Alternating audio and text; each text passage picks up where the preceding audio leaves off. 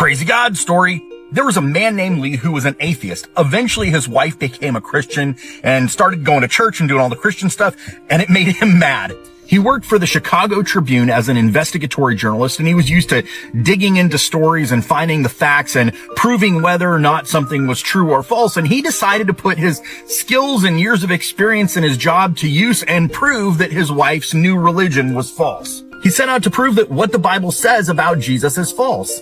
He wasn't sure that there was a person named Jesus, and even if he did, there's no way that he died on a cross and then rose from the grave 3 days later. He was convinced that there would be historical evidence that proved what he believed, and that as a result of that evidence, his wife would stop being a Christian. Lee was shocked because what he found was that there is overwhelming historical evidence that proves that not only did the Jesus of the Bible live, but that he was crucified and that 3 days later he rose from the grave. The more he dug and looked at evidence, the more it just solidified those things as absolute, irrefutable fact.